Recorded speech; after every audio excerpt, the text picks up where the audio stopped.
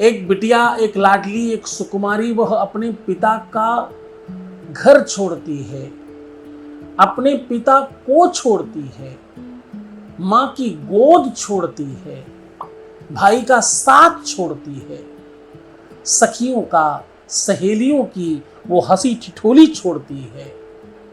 और इतना ही नहीं, इतने पर बात समाप्त नहीं होती। सबसे बड़ा त्याग अपनी इच्छाओं का हनन करती है, अपनी प्रवृत्तियों को बांध लेती है उसी दिन से। शास्त्र कहता है, या स्त्री पतिगृहं गक्षेत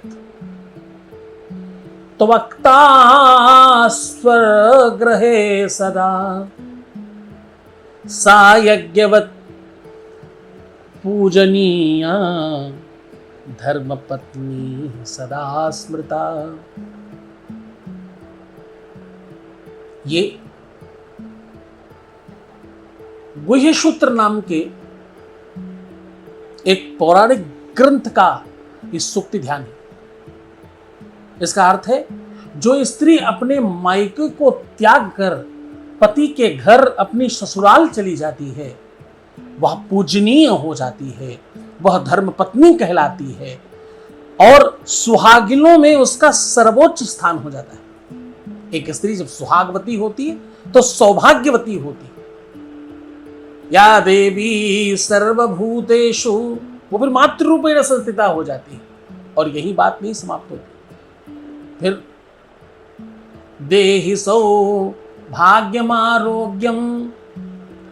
देहि में परमं सुखम और रूपम देहि जयम देहि यशो देहि विसुजहि।